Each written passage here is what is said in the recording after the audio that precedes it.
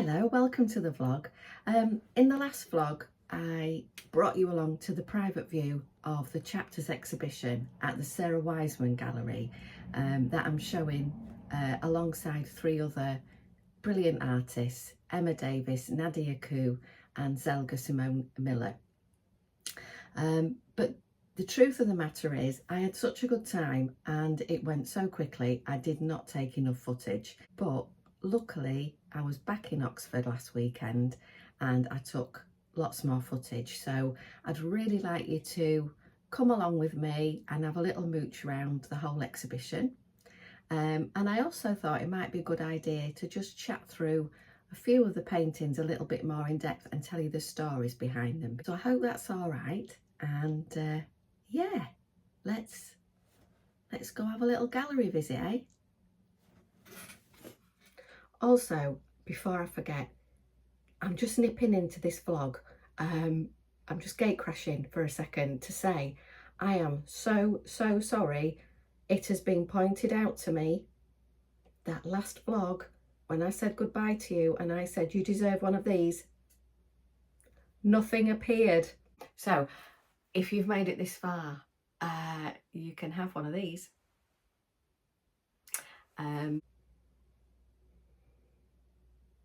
The biscuit barrel must have been empty. I've let you down, I've let myself down, I've let the custard creams down. What can I say?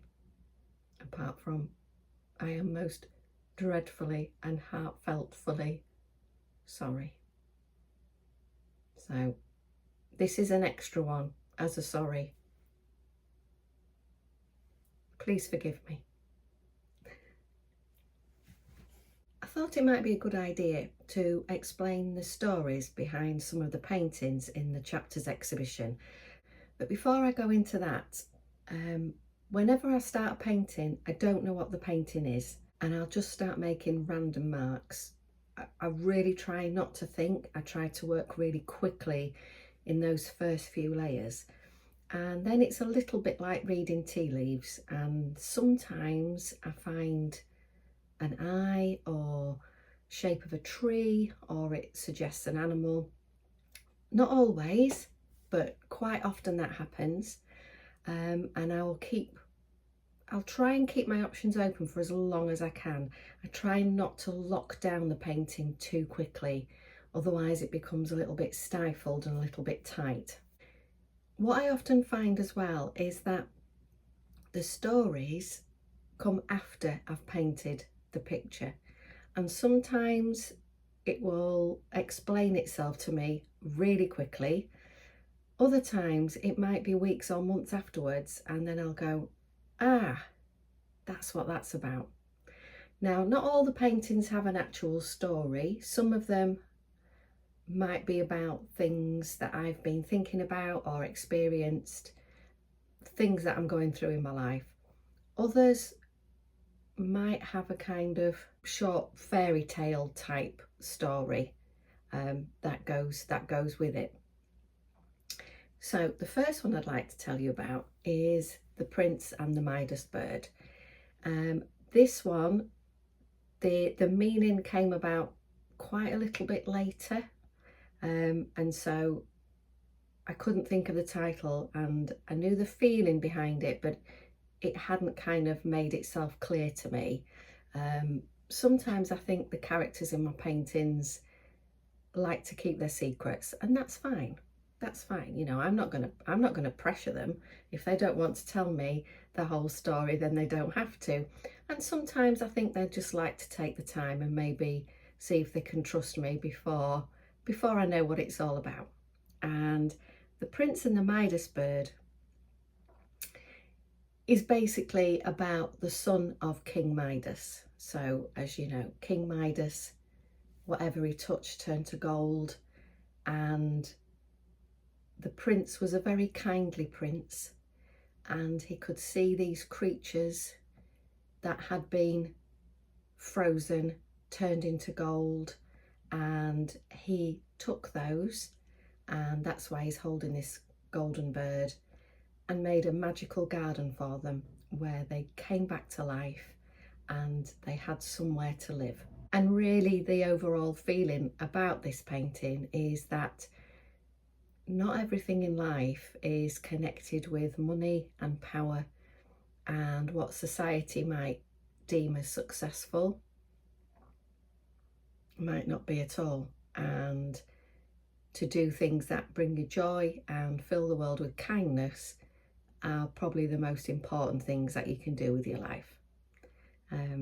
So that's that painting. That's what that's about. 3 paintings that I'd like to talk to you about are kind of grouped together in the theme, and those paintings are The Trees Grow in the Shape of Her Shadow, She Wears the Mask of the Passing Seasons, and Mountain.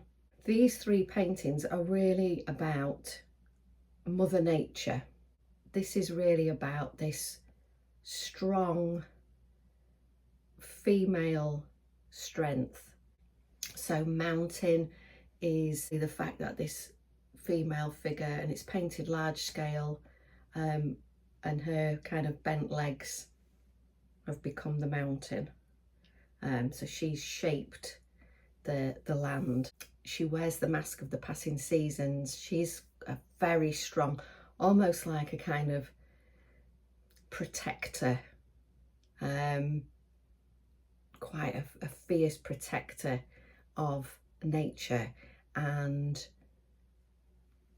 it's also about the seasons being very cyclical and about how they merge into one another softly, but it's also about how we live through different seasons of our lives, and Mother Nature doesn't just have her winter mask on and then all of a sudden spring mask, summer, autumn. It's about how it just slowly evolves, and so this mask just subtly shifts, just like how our faces age and change over time. She is sat there in this forest setting, and there's just little hints of the different season. The Trees Grow in the Shape of Her Shadow. That title just popped into my head a few weeks after painting, and I must admit I'm pretty proud of that title. Titles are difficult, but I'm pretty proud of that one. And it is literally about this huge, omnipresent Mother Nature figure, and with this big skirt, which obviously shields the earth, gives it shade when it's very hot, and allows the flora and fauna to thrive. Anyway, I hope you've enjoyed listening to the stories of some of those paintings. So I popped back to the gallery because I wanted to film the whole exhibition and bring you along with me, because I'd really like you to see the work of us 4 artists and the way that Sarah and Erin had curated the whole place. So you can see on the left there's a piece by Zelga Simone Miller, here's a piece by Nadia Koo, this is my painting called Mountain, and next to it is a piece by Emma Davis. You can see here beautiful, soft, delicate, just gorgeous pieces by Zelga. And the way that Emma's work offsets that. Some of the colours are echoed, but there's differences in the work. And what I love is how, for all 4 of us, our works, when they're placed together in the way that they've been curated, just really kind of bounce off each other. They almost seem to have conversations together, and they seem to bring each other to life. So you can see here as I'm walking towards 5 of my pieces, they're also offset really nicely, I think, with the ceramics of Jane Muir. You can see the first one is a cloak full of stars. Next to it is the prince and the Midas bird. We've got Moon Gazer under the bough, and there is Moon Maiden with amphora. And then next to it are these really punchy, bright pieces by Nadia, and I just love the way that they seem to glow. And I think that even though my work seems quite dissimilar really, they go together so well. And here we've got some more pieces by Zelga. I love the delicate quality of line and the really soft colours, but there's a real strength to the figures that she paints. And what I also love is the way that Eddie Nevitt's ceramics really offset Nadia's and Emma's pieces in this part of the gallery. And the characters of Nadia's figures really shine through in this piece, and I just love the colours and how they kind of complement each other when they've been placed together in this way. This little corner we've got here Returning the Leaves of Gold, and then here is She Wears the Mask of the Passing Seasons, and this then is Crow Daughter, and finally there we have Ghost Horse. Well, thank you so much for watching, and you know what you deserve now? Well, I thought you might like a party ring this time because you've already had a custard cream earlier on, so I hope that's okay. Oh, and before I go, I've popped down the link below of the Sarah Wiseman Gallery, all the kind of opening times and days that the exhibition's open until.